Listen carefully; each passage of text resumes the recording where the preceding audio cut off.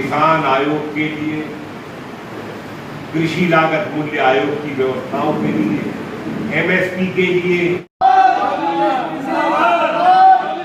भारतीय कृषक समाज जिंदाबाद, भारतीय कृषक समाज जिंदाबाद, किसान एकता जिंदाबाद। नमस्कार दोस्तों, इस वक्त मौजूद हूँ मेरे साथ हिंदुस्तान सीबी न्यूज पर और हम बात करते हैं इस वक्त की बड़ी खबर की। तो आप मेरे साथ बने रहिए हिंदुस्तान सीबी न्यूज पर और देखते रहिए आंखों देखा। ताजनगरी आगरा के आगरा जगनेर रोड स्थित कस्बा अकोला में एमएसपी को लेकर एक किसान गोष्ठी का आयोजन किया गया। किसान गोष्ठी में किसानों को संबोधित करने के लिए किसानों से एमएसपी पर जानकारी लेने के लिए भारत सरकार द्वारा बनाई गई एमएसपी पर बनाई गई कमेटी के सदस्य कृष्णवीर सिंह चौधरी अकोला पहुंचे। अकोला पहुंचकर कृष्णवीर सिंह चौधरी ने किसानों से कृषि संबंधी जानकारी ली। चौधरी कृष्णवीर सिंह किसानों से बोले कि हमें मंडी में खुद उतरना होगा, यानी कि हमें बाज़ार में खुद आना होगा और तब जाकर किसान को प्रॉफिट होगा। इस प्रकार किसानों से उन्होंने काफ़ी सवाल जवाब किए और किसानों के सभी सवालों का संतोषजनक जवाब भी दिया। इस मौके पर कृष्णवीर सिंह चौधरी, प्रधानपति गंभीर सिंह, भाजपा नेता अशोक लबानिया, मास्टर वीर सिंह जी, हाकिम सिंह प्रधान, हेतराम सिंह चाहर, हवलदार मान सिंह, छीतर सिंह, यशपाल सहित बड़ी संख्या में किसान मौजूद रहे और सभी किसानों ने इस गोष्ठी में भाग लिया।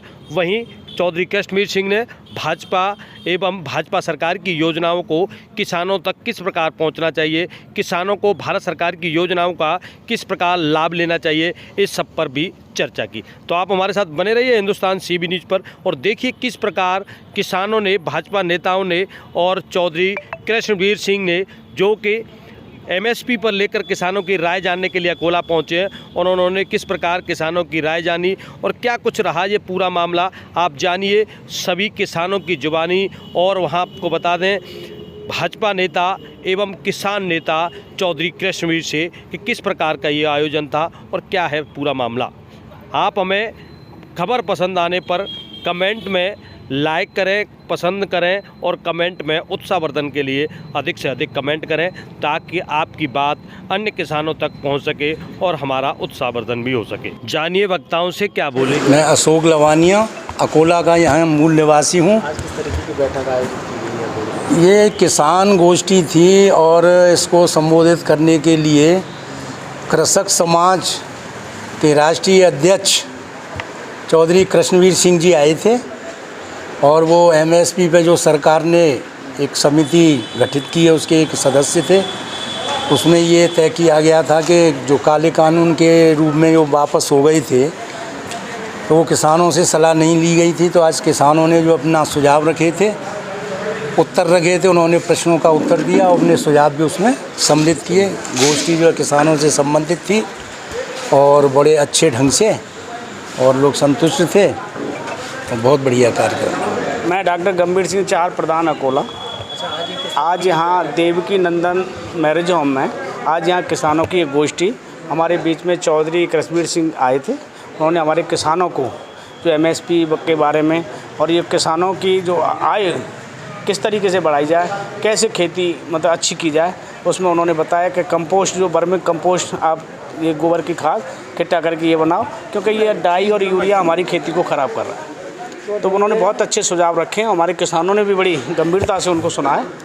तो हमें उम्मीद है कि निश्चित रूप से हमारे किसानों में जो ये बात उन्होंने ये गोष्ठी में रखी गई है उसे किसान अपनाएंगे और हमारी खेती अच्छी खेती होगी। भारत सरकार के द्वारा किसानों के जो विभिन्न मुद्दे हैं, जो प्रधानमंत्री जी ने वायदा किया था कि मेरी सरकार कमेटी गठित करेगी, उन्होंने कमेटी का गठन किया और कमेटी को जो बड़े उद्देश्य हैं, न्यूनतम समर्थन मूल्य की व्यवस्था में कैसे सुधार हो, कैसे पारदर्शिता लाई जाए और कैसे ज़्यादा से ज़्यादा किसानों को उसका लाभ मिल सके और उनकी फसल का लाभकारी मूल्य किसानों को मिल सके।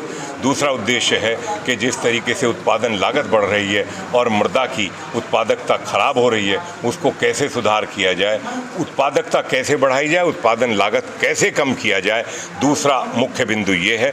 और तीसरा ये है कि जो प्राकृतिक संसाधन है जैसे कंपोस्ट खाद है, अब कंपोस्ट खाद से जो सूक्ष्म तत्वों की कमी आने की वजह से उत्पादकता नहीं बढ़ पा रही है, और जो 9-10 इंच के नीचे भूमि में क्षारीयता बढ़ गई है और उसमें सख्तपन हो गया, उसको सुधारेंगे तभी उत्पादकता बढ़ेगी। एमएसपी को लेकर भारतीय किसान यूनियन एक बार फिर सरकार को घेरने का प्लान बना रहा है, तो ऐसे में क्या कहना चाहेंगे? मैं कोई राजनीतिक चर्चा नहीं करूंगा, क्योंकि वो विरोधी दलों का जो खेल है उसमें मुझे नहीं पड़ना। मुझे देश के उन 96% गरीब किसानों की बात करनी है जिनको आज तक जिनका हक नहीं मिला।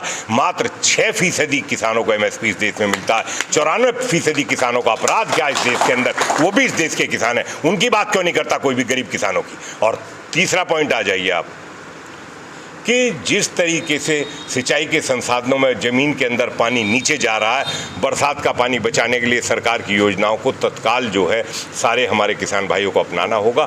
हमारा उद्देश्य ये है कि गांव का पानी गांव में और खेत का पानी खेत में करवाने की योजना को युद्ध स्तर पर जो है हम कैसे शुरू करवाएं, और नौजवानों को रोजगार देने के लिए फार्मर्स प्रोड्यूसर ऑर्गेनाइजेशन बनवाएं, जिससे किसानों के बच्चे अपना स्टॉक करें, अपना पैकिंग करें और सीधे उपभोक्ता तक जो बाजार में ले जाके बाजार अपने हाथ में ले।